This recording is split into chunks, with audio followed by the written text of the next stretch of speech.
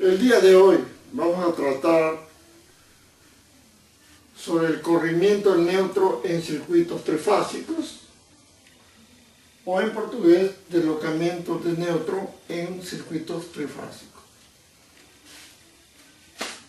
Este tema ya fue tratado, ¿no? En forma muy simplificada. Ahora vamos poco a poco a ir digamos, entrando ya a temas un poco más complicados, más complejos. Y justamente la idea es entender, solamente entender. Voy a hacer solamente una recapitulación aquí para entender de qué se trata esto, ¿cierto? En forma práctica se entiende pues que si en un sistema trifásico, ¿no? En un sistema trifásico de 4 conductores donde se tiene, digamos, la fase R, S y T, y un neutro aquí, un neutro que viene aquí, ¿cierto? Y se tiene cargas, digamos, cargas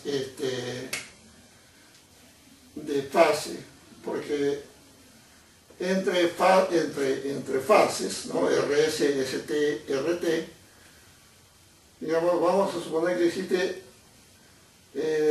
220 voltios, ¿cierto? 220 entre RS, ST y RT también existe 220 voltios, ¿cierto? Mientras que una tensión medida entre este punto y el neutro existirá 220 sobre raíz de 3, aproximadamente 127 voltios. ¿Ok? Entonces, estas cargas, las cargas monofásicas, digamos, vamos a hacer el ejemplo de cargas monofásicas instaladas a un sistema trifásico. Por ejemplo, yo tengo aquí en las 3 líneas, y aquí tengo un neutro, ¿cierto? Y este es neutro, ST. Aquí ya tengo conectado una carga, ¿cierto? Una carga aquí.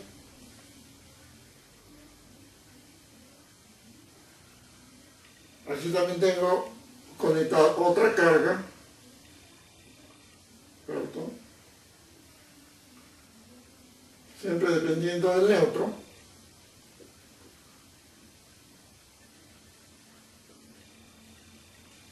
Y una tercera carga aquí.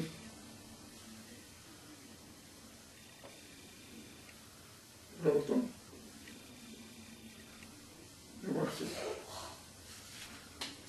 Estas 3 cargas tienen que ver fase con neutro, fase con neutro, fase con neutro. Existe, digamos así, forma práctica, 3 condiciones. Una, que despreciando la caída de tensión de las líneas,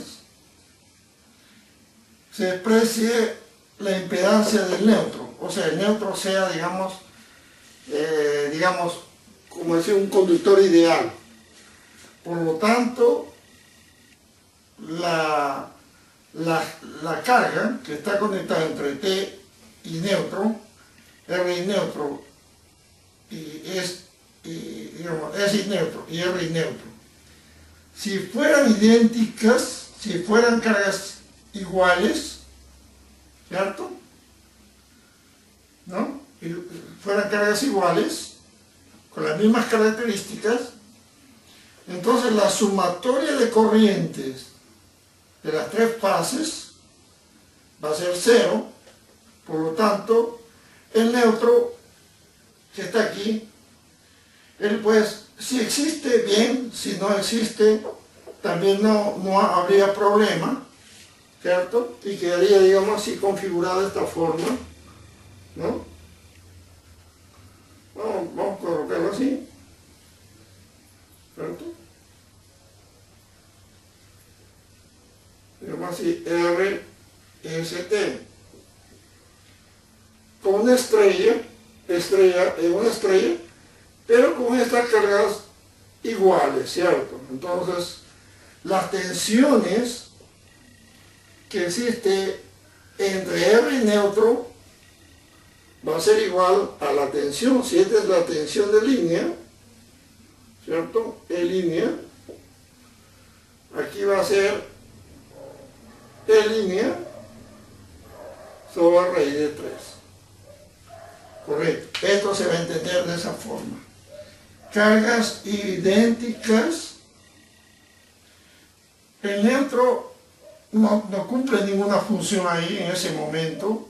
Si las cargas son idénticas, no cumple ninguna función, ¿no? Digamos así, en lo que es circulación de corriente, o sea, no compensa nada.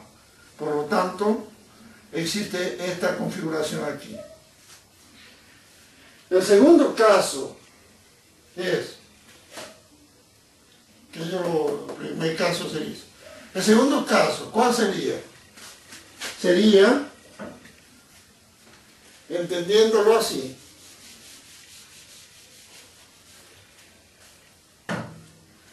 que estando aquí el neutro, ¿cierto? Estas cargas, digamos así, carga 1, vamos a ponerle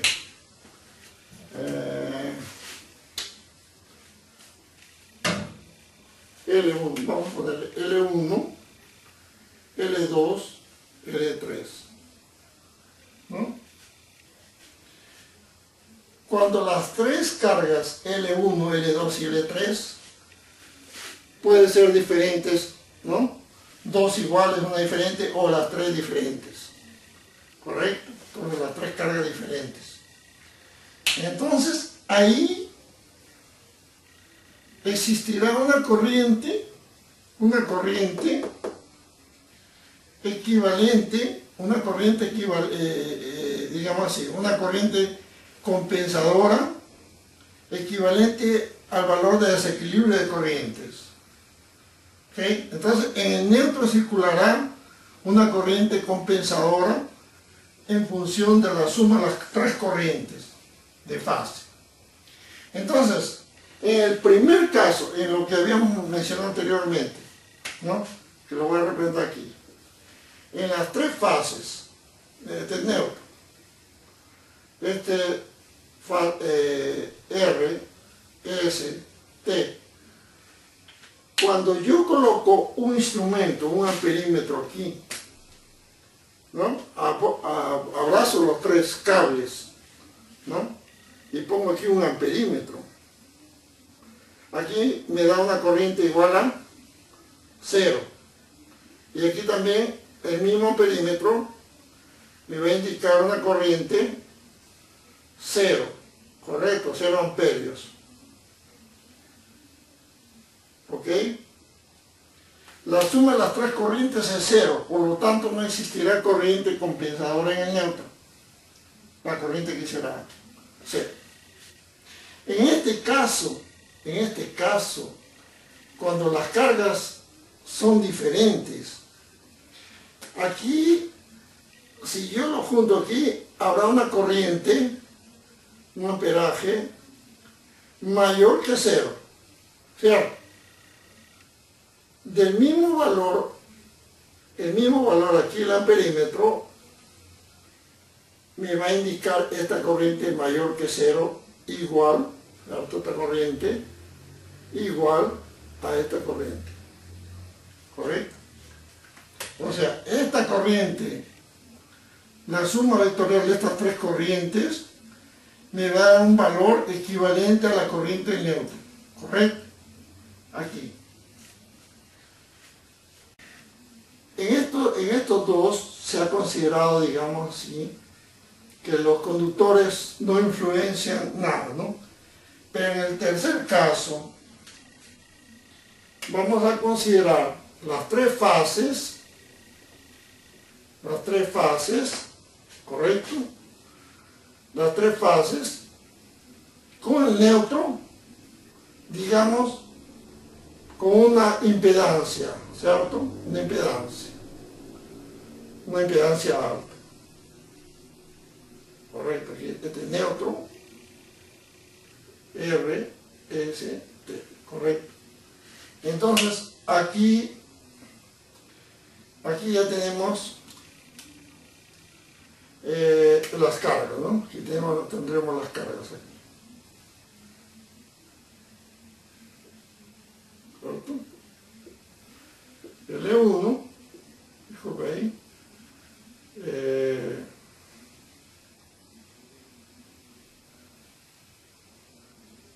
carga L2,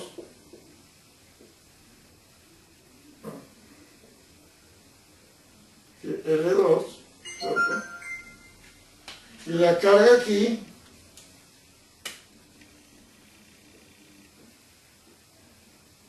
sería la carga,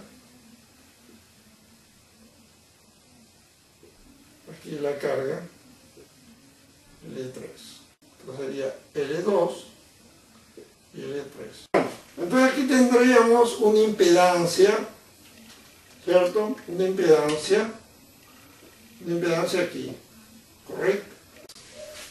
Al tener aquí una impedancia, hace que la sumatoria de las tres corrientes de las cargas, a pasar por este conductor con esta impedancia, existe una caída de tensión.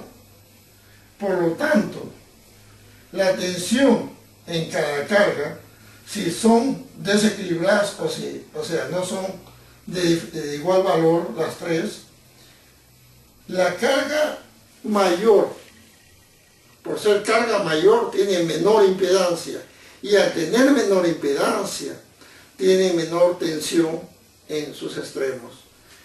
Y quien tiene a carga menor tiene mayor impedancia, y a mayor impedancia, mayor caída de tensión.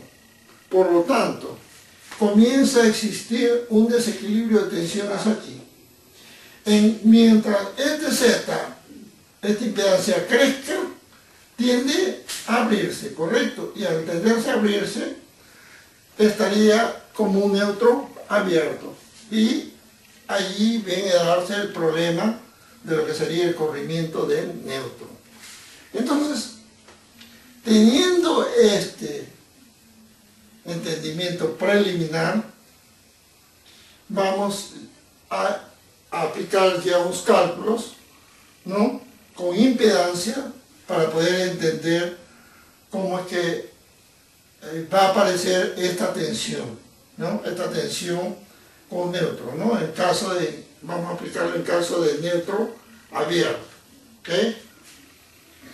Entonces, espero que esto se haya entendido aquí, ¿no?, se haya entendido, para entender pues que las tensiones aquí pueden ser muy peligrosas en caso de las pocas cargas, ¿no?, de carga que tenga menor valor, ¿ok? Entonces, esto es importante aquí. Algo también que quiero hacerle acordar aquí es lo siguiente, sobre la cuestión polar, ¿no? La cuestión polar, se entiende pues que una división polar, por ejemplo, yo tengo aquí 200 a 30, digamos, suponer que sea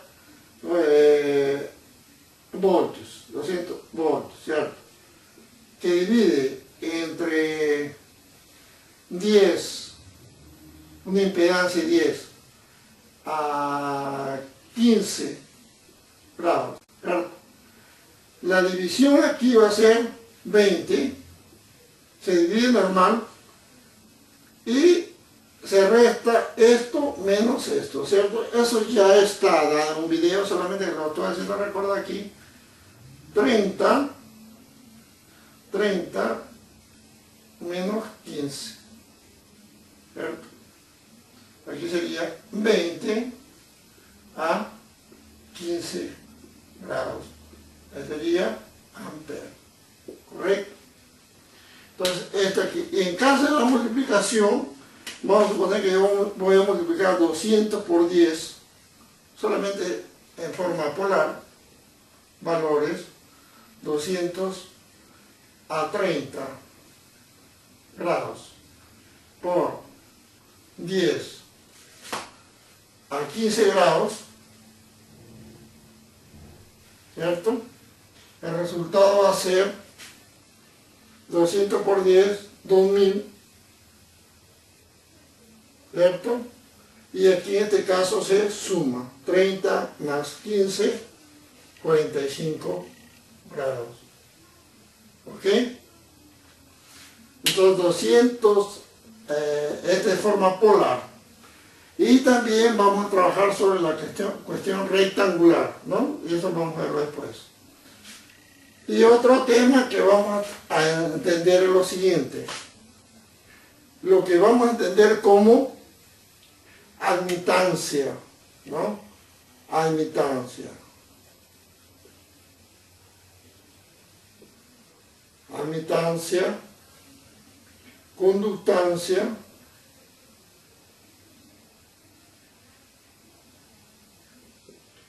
y susceptancia.